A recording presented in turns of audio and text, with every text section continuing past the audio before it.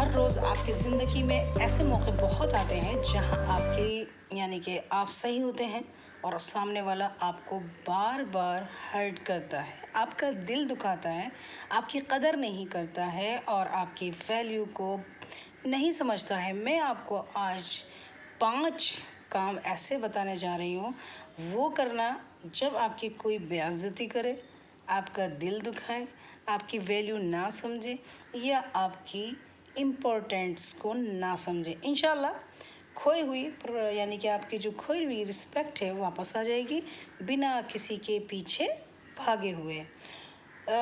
Number 1 अगर बात करते हैं, जो आपकी ज़िंदगी से जाना चाहता है उसे जाने दो, यानी खुशी खुशी जाने दो उसको।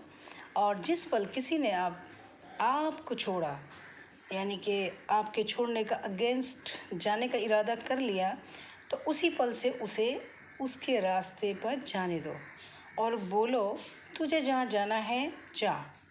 और उसको ये एहसास दिलाओ तेरे जाने से मुझे कोई फ़र्क नहीं पड़ता या मुझे कोई फ़र्क नहीं पड़ने वाला, क्योंकि आपकी वैल्यू उससे यानी कि इफ़ेक्टेड नहीं है। भले ही आपके मन में उथल पुथल चल रही हो, भले ही आपके अंदर यानी कि अंदर ही अंदर आप रो रहे हो, टूट गए हो, लेकिन उस वक्त उस बंदे के सामने उस मोमेंट में जिस पल आपकी वैल्यू ना समझी जा रही हो, आपके सही होने के बावजूद आपको वैल्यू नहीं दे रहा, उस वक्त आप उस पल उसके रास्ते से हट जाएं। वो अपने रास्ते, हम अपने रास्ते। जहाँ कदर ना हो वहाँ से चुपचाप निकल जाने में फ़ायदा है।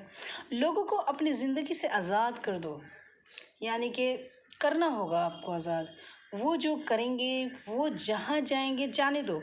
ये भी हकीकत है कि उसको भुलाना, दिल से डिलीट करना बहुत मुश्किल है। बातों को यानी कि इग्नोर करना बहुत मुश्किल है, लेकिन आपको वो इंसान इतना वैल्यूबल था और उसने आपको हर्ट कर दिया, तो उसको अपने मोबाइल से, अपने दिमाग से, सोशल मीडिया से निकालने की कोशिश करो, हर जगह से हटा दो। अब आप सोच रहे होंगे कि ये सब करने से कैसे वैल्यू मिलेगी। ज़रूर मिलेगी, ज़रूर मिलेगी। उसके बाद यानी कि आज़ाद करने के बाद मन में जो खुशी होगी वो अलग लेवल की होगी। जिसने आपको तकलीफ़ दी, आपका दिल दुखाया, और उसको इग्नोर करके उसको एक बच्चा समझकर माफ़ कर दें और उसकी नासमझी पर दया की जाए, क्योंकि कमी उसकी बुद्धि में है ना कि आप में। ये पॉइंट नोट किया जाए। मैं जानती हूँ ऐसा होने पर बहुत अकेलापन महसूस करेंगे। सच तो ये है कि ना, जब तक ना आप अपने को अकेला फील नहीं करोगे ना, तो आप सेकंड पॉइंट को नहीं समझेंगे।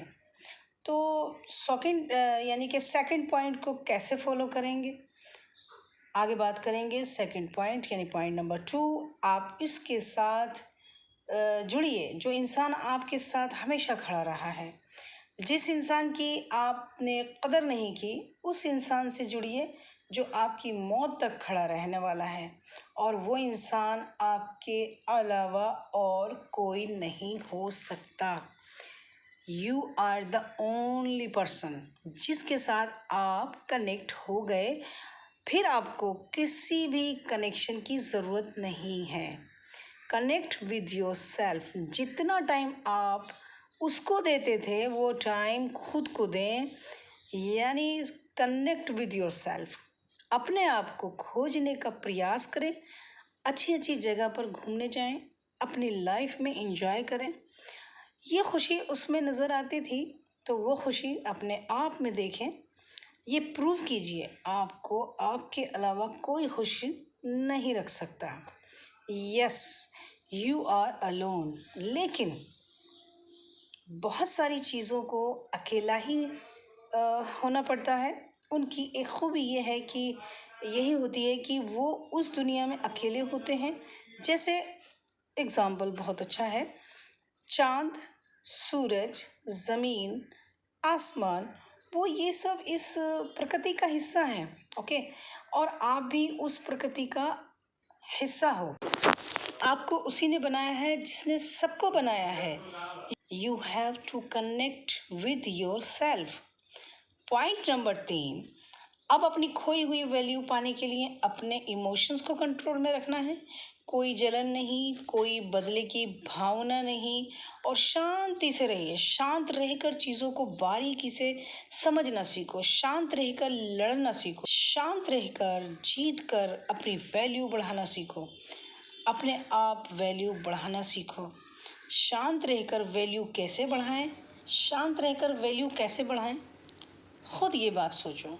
किसी की वैल्यू कम करने से हमारे ऊपर कोई फ़र्क नहीं पड़ता, क्योंकि मैं किसी के जजमेंट का मोहताज नहीं हूँ। मैं कोई सवाल नहीं हूँ जो लोग मुझे जज करें। खुद को लूज़र वाली फीलिंग से भी कभी न लाएं, और किसी के ज़रिए आपको इज़्ज़त ना मिलने पे उसका नुकसान है, ना कि मेरा। कुछ नहीं जाता। ओके? क्योंकि मुझे पता है तू क्या है, तेरा लेवल क्या है, तेरे अंदर क्या है, तेरी कैबिलिटी क्या है। तो कैबिलिटी से निकल के आता है पॉइंट नंबर 4, अपने करियर पर फोकस करें और अपने काम पर फोकस करें, और अपनी खूबियों को, अपने स्किल को दिखाएं, अपने पेशेंस को समझें और अपनी हॉबीज़ को शार्प करें। अपने आप को बिज़ी कर लो और अपने काम को ज़्यादा काम करो, जितना पहले काम करते थे उससे ज़्यादा काम करो। अपने आप को इतना मसरूफ़ कर लो, कर दो। इज़्ज़त, बेइज़्ज़त, वैल्यू, इन सब बातों से दूर हो जाओ। जब आप इन मोह माया से ऊपर उठ जाओगे तो अपने एक एक पल को में लेकर सिर्फ